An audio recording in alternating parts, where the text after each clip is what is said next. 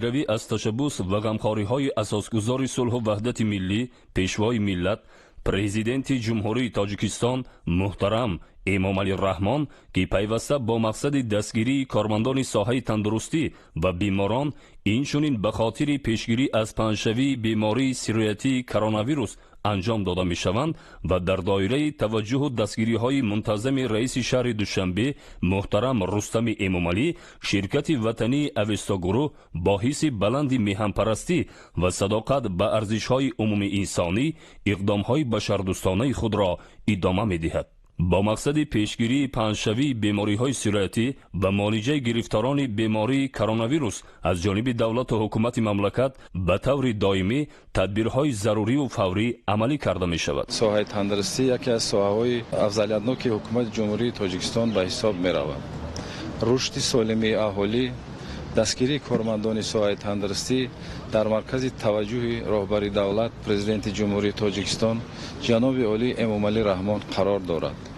امروزها در پاندمیای کووید 19 از طرف پرزیدنت جمهوری تاجیکستان کمک ها به مردم تاجیکستان و تامین داروری به طبیبان برای بهتر کردن خدمت رسانی طبی و اینچنین جدا نمودن مبلغ های علاوه پولی از فاند ذخیروی پرزیدنت جمهوری تاجیکستان به تمام کارمندان ساحه یک روح و الهام و قوه تازه بخشیده به مردم تاجیکستان خدمت رسانی طبی را بهتر می‌گرداند.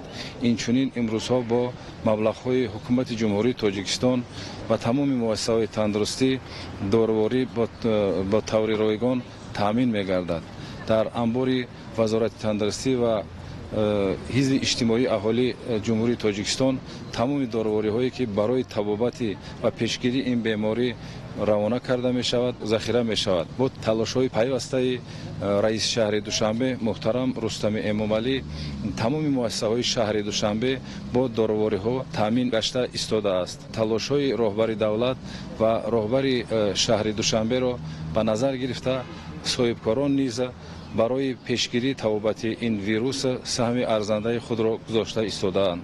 امروز از طرف شرکت اوستا گروه بار دوم است که با مبلغ 3.5 میلیون سومانی داروری های برای طبابت و پیشگیری این ویروس برای وزارت تندرستی و حفظ اجتماعی اهالی جمهوری تاجیکستان دسترس گردیده ایستاده است که این داروری ها خصوصا از داروری های آنتی بیوتیکا، داروهای ضد ویروسی و موادهایی که برای معتدل گرداندن گردش خون استفاده برده می شود که این داروری ها با درخواست سرطبیبان مؤسسات تندرستی جمهوری به بیماران دسترس گردانده شده و از طرف خدمات های وزارت تندرستی و حفظ اجتماعی اهالی جمهوری تاجیکستان نظارت کرده می شود. کل کارمندان ساحه تندرستی با شخصانی که برای پیشگیری و طبابت این بیماران کمک خود را میگذارند ایثار منتداری نموده و تمام کوشش دانش خود را با اون روانه میسازند که هر چه زودتر با پیشگیری این بیماری و طبابت را یعنی براه مانند. در برابر غمخواری و دستگیری های سرور دولت نسبت به کارمندان ساحه تندرستی و بیماران در تمام قلمرو مملکت بخصوص تامین نمودن احتیاجمندان با لوازمات طبی، مواد داروواری و خوراکواری، صاحبکاران و شرکت های وطنی نیز اقدام های پیشوای معظم ملت را جانبداری نموده در دایره امکانیت تدبیرهای احسانکاری انجام می‌دهند. حکومت جمهوری تاجیکستان، وزارت تندرستی و حفظ اجتماعی اهالی جمهوری تاجیکستان، رئیس تندرستی شهر دوشنبه تمام تدبیرها را عاید بیماری کرونا ویروس کووید 19 اندیشیده ایستاده است تا اینکه در مهلت‌های کوتاه‌ترین و با تلفات کمترین از این بیماری رهایی یابد. در برابر این شخصان سخاوت‌پیشه، شرکت‌های الهیده و صاحبکاران وطنی پیدا می‌شوند که دست کمک در این روزهای سخت به بیماران و طبیبان دراز میکنند. اوستا گروه دارویی که در روزهای آخر در جمهوری تاجیکستان کمچین شده بودند و بیماران بهر دسترسی آن دست نداشتند پیشنهاد شده است. این موادهای دارویی اساساً موادهای دارویی ضد ویروسی، آنتی بیوتیکا و آن دارویی که از روی تجربه های دکتران عالم علاقه تجربه شدند برای تقویت دادن سلامتی بیماران که گرفتار کرونا ویروس کووید 19 شدند پیش بینی شده ایستاده است. این خوشبختانه همه табибон ва ҳамаи беморонро дилгар мекунад, то ин ки мо дилгар мешавам аз сабаби он ки чунин маводҳои доруворӣ саривақтӣ мебошад ва то ин ки муолиҷаи беморон саривақт ба сомон расонда шавад. мавриди зикр аст ки бо дастури бевоситаи пешвои муаззами миллат дар миқёси ҷумҳурӣ ситоатҳои махсус оид ба пешгирии паҳншавии бемории сироятии COVID-19 таъсис дода шуда ба таври доимӣ фаъолият менамоянд. дар тамоми муассисаҳои тиббӣ навбатдории шабонарӯзӣ ташкил карда шудааст ва бо телефонҳои боварӣ васл мебошанд ва шабонарӯзӣ мардум бо тариқи ин телефонҳо тамос мегиранд дар сурати пайдо шудани суолҳо, мушкилотҳо ва он суолҳое ки аз тарафи мардум карда мешавад ба тарафи шифоӣ, инчунин вақте ки даъвати хонагӣ мешавад ба хонаҳои онҳо рафта кӯмаки аввалияи тиббӣ расонида мешавад. дар сурати пайдо шудани гумонбарӣ ба бемории коронавируси COVID-19 ба гурӯҳи мобилӣ даъват карда мешавад. дар сурати пайдо гаштани ташхиси ниҳоӣ онҳо ё ин ки дар хона агар ҳолати сабук бошад дар хона тавбат мегиранд ва дар сурати ҳолатҳои вазнин бо тариқи бригадаҳои ёрии таъҷилӣ ба беморхонаҳои махсус фиристода мешаванд. тамоми мардум аз он тавсияҳое ки вазорати тандурустӣ ва ҳифзи иҷтимоии аҳолии ҷумҳурии оиди пешгирӣ, назорат ва муолиҷаи бемории коронавируси COVID-19 дода истодааст риоя кунанд, то ин ки худ ва наздикони худро аз ин вабои аср эмин доранд. таъкид кардан ба маврид аст ки дар пойтахти мамлакат низ ба иқдомҳои созандаи раиси шаҳри душанбе муҳтарам Рустами Эмомалӣ тадбирҳои таъхирнопазир андешида шуда беморхонаҳои нав бунёд карда мешаванд ва тамоми сохторҳои масъули шаҳрӣ ба таври шабонарӯзӣ фаъолият карда дар иншооту ҷойҳои ҷамъиятӣ ва маҳаллаҳои истиқоматӣ ба таври доимӣ тадбирҳои безараргардонӣ анҷом дода мешавад. бори аввал нест ки бо ҳисси баланди меҳанпарастӣ ширкати ватании авестогурӯҳ аз рӯзи муайян гаштани мавҷудияти бемории сироятии COVID-19 дар ҷумҳурии Тоҷикистон дар ҳамкорӣ бо сохторҳои давлатӣ дар муддати кӯтоҳ лавозимоти тиббӣ ва маводи дорувориро дар мувофиқа бо вазорати тандурустӣ ва ҳифзи иҷтимоии аҳолии ҷумҳурии Тоҷикистон дастрас ва тибқи тартиби муайян гардида ба таври ройгон ба муассисаҳои соҳаи тандурустӣ мерасонад. имрӯзҳо аз ҷониби вазорати тандурустӣ маводҳои муҳофизатӣ, доруворӣ, таҷҳизотҳои тиббӣ, маводҳои безаргардонида оиди коронавируси нав COVID-19 аз бюҷетҳои махсус ва ширкатҳо ба муассисаҳои тандурустӣ ройгон дастрас карда мешавад. хадамоти тандурустӣ бо хадамоти зидди инҳисорӣ оиди болоравии нархи маводи доруворӣ, сифати маводи доруворӣ корҳои фаҳмондозиҳӣ гузаронида мешавад. баъзе доруҳое буданд ки хеле камчин буданд ва имрӯз бо дастгирии соҳибкоро аз ҷумла ширкати авестогурӯҳ имрӯз ба миқдори зиёд ба муассисаҳои тандурустӣ доруҳои зидди вирусӣ, зидди бактериявӣ, антибиотикҳоро дастрас карданд. бояд қайд кард ки маводҳои дорувории дастрасшуда барои фаъолияти имрӯзаи кормандони соҳаи тиб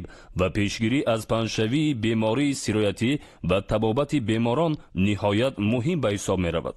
доруворӣ ва лавозимоти тиббӣ дорои сифати баланд ва сертификатҳои зарурӣ буда аз истеҳсолкунандагони Фаронса, Словения, Россия, Ҳиндустон, Беларус, Украина ва Хитой дар ҳамкорӣ бо ширкатҳои фарматсевтӣ ба ҷумҳурии Тоҷикистон таҳвил ва дастрас карда шудааст. маводҳои дорувории зикргардида асосан аз антибиотикҳо, зидди вирусӣ, витаминҳо, дигар лавозимоти зарурии тиббӣ иборат мебошанд. шумораи умумии маводҳои доруворӣ ва лавозимоти тиббӣ зиёда аз 30 номгӯй буда 350 000 бастаро дар бар мегирад ва арзиши он беш аз 3.4 миллион сомонӣ мебошад. истифодабарии дорувориҳои мазкур имкон медиҳад ки паҳншавии беморӣ бармаҳал пешгирӣ шуда инчунин саломатии беморони сироятшуда беҳбуд бахшида шавад. ин доруҳое ки дар ин ҷо овардаги ҳастанд ба 4 гурӯҳ тақсим шудаганд. антивирусник, муқобили вирус, антибиотикҳо, касалиҳое ки иммунии системаро зиёд мекардагӣ ки мо хеле барои имрӯз барои табобат кардани ин гурӯҳи беморӣ خیلی مفید می باشد. خوب نه شما ببینید که البیدول این برای ویروس گریپ گروهی او بیش استفاده برده می شود اما برای این بیماری هم تاثیرش هست. البته همون شدت بلندی بیماری را می تواند پس کردن. برای همین بسیار خوب شد که این شخصیت ها همین دارو را تامین کردگی هستند. خب دیگر سیکلوفیرون اینش هم گروهی مقابل ویروس قابلیت بسیار کلان مقابل ویروسی دارد. رابیوارین این هم بسیار داروی کمیافت است، خیلی زیادی در اینجا آوردگی هستند. اکنون این داروها اساساً روانه کرده می شوند پس از آنی که اینجا وارد شد با مؤسسه‌های طبی روان کرده می شوند. باعث یادآوری است که سنه 12 می سال جاری شرکت اویستا گروه بر ریاست تندرستی شهر دوشنبه 53200 عدد لوازمات ضروری طبی از قبیل لباس‌های مخصوصی طبی، عینک‌های حمایت کننده، دستپوشک‌ها، نقاب‌های مخصوصی پلاستیکی و مقرری محافظتی به طور رایگان دسترس نموده بود. اقدام‌های احسانکاری صاحبکاران و شرکت‌های وطنی که در پیروی از تشبس‌های پیشوای معظم ملت پرزیدنت جمهوری تاجیکستان محترم امامعلی رحمان انجام می‌دهند به تحکیم مبارزه با همه گونه بیماری‌های سرایتی و پیشگیری از ادامه پنجشوی آنها مساعدت نموده تدبیرهای ضد اپیدمیکی را در قلمرو مملکت تقویت می‌بخشد. ادامه دادن تدبیرهای خیرخواهانه با پشتیبانی از اقدامهای بشردوستانه پیشوای ملت. این نوبت از جانب جمعیت دارای مسئولیت محدودی غیور به 600 نفر در ناحیه‌های ولایت ختلان کمک کرده شد. همچنین از طرف راهبر این شرکت اکبر غلاموف به صورت حساب وزارت تندرستی و حفظ اجتماعی اهالی جمهوری تاجیکستان برای مبارزه بر ضد بیماری کرونا ویروس 500,000 سومانی گذرانیده شد. شرح بیشتری موضوع در گزارش همکاران ما. اجرای دستور سپارش‌های رهبرت دولت و حکومت مملکت امکان فراهم نمود که 600 نفر ساکنان 3 ناحیه ولایت ختلان کمک دسترس نمایند. این تدبیر مهم از طرف صاحبکار اکبر غلاموف جهت غمخواری کردن به شخصانی امکاناتشان محدود و یک و تنها انجام داده شد. پیش از همه از نام مردم این دهه و از اهل جماعت مینداری خود را به اساسگذار صلح و وحدت ملی پیشوای ملت جناب علی محترم امامعلی رحمان و این صاحبکارانی که این دستور سپارش‌های جناب علی را دستگیری میکنند میرسونیم. امروز در دوره دستور سپارش‌های اساسگذار صلح و وحدت ملی پیشوای ملت جهت دستگیری طبقه‌های نیازمند اهالی از جانب یکی از صاحبکاران شناخته اکبر غلاموف و ساکنان دهه‌های دهه نمک فلاباد و اینچنین یک قطار اویله‌های معیوب اشتراکچیان جنگ و دیگر شخصان دارای امتیاز کمک‌های خیریه خوراک امروز رسانده شده است.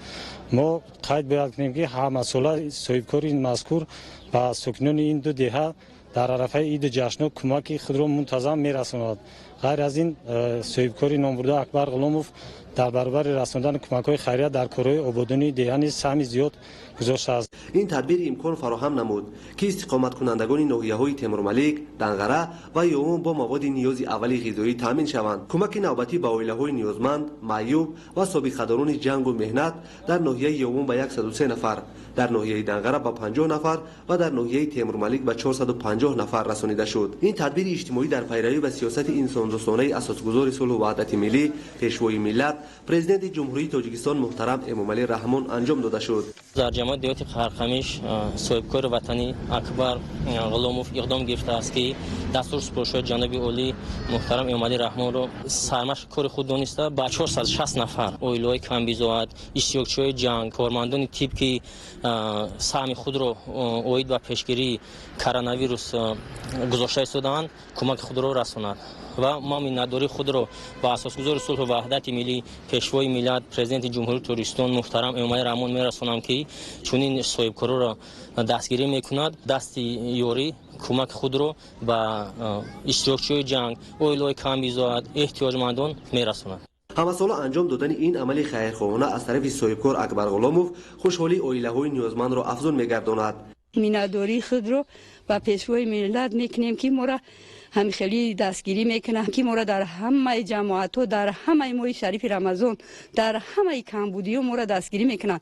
با خیر کننده اکبر غلاموف همیشه مینداری میکنیم، همیشه ماه شریف رمضان ما را دستگیری میکنن، همیشه ما دعا میکنیم همین کسلی و عیبین بره. اظهار مینداری خود را با اکبر غلاموف با چنین نفران سخاوت پیشه که در همین خیلی روزا ما را فراموش نکرده دستگیری میکنن، اظهار مینداری بیان نموده. با آنها عمری دراز، اقبال و آورو تمنا داریم. کمک‌ها طریق نقلیات خانه به خانه تقسیم کرده شد. ساکنان از این اقدام صاحبکار خرسند گردیدند. در شب و روزی که بیماری‌های سیریاتی خروج کرده است، دستی کمک دراز کردن از خصلت‌های نیک انسانی محسوب می‌یابد. همه ساله از جانب صاحبکار وطنی اکبر غلاموف دستی سخاوت به اهل عائله‌های کم‌بضاعت و نیازمندان و پیرانسالان دراز کرده می‌شود و امسال هم این اقدام از جانب این صاحبکار وطنی در دهه ما انجام داده شد و برای اهل محله ما کمک خود را رساندند. از جانب همه اهل مردم و این صاحبکار وطنی اظهار منتداری میکنم. منتداری خود را به حکومت جمهوری تاجیکستان که این راهنمایی و این هدایت ها و دستورهای پیشوای ملت است که این صاحبکاران پیروی میکنند. بار دیگر تشکر و اظهار خدا از جانب اهل محله به این صاحبکار وطنی اظهار میکنم.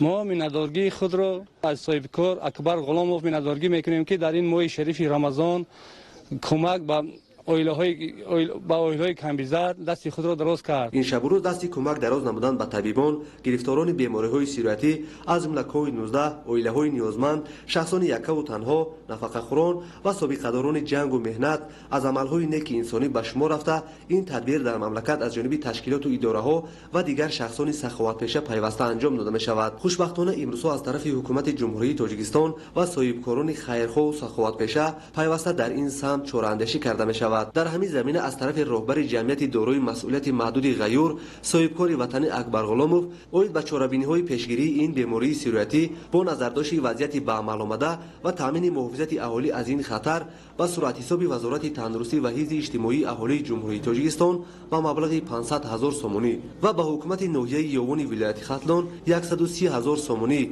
گذرانده شد. همزمان به بیمارخانه قسم حربی وزارت مدافعه جمهوری تاجیکستان و ناحیه لخش مواد دارویی کمک کرده شد. بخشیده به جشن 30 سالگی استقلالیت دولتی جمهوری تاجیکستان از جانب صاحبکار در دهات کانکورت ناحیه تیمورملیک باغچه رقم 2 تعمیر جاری کرده شد.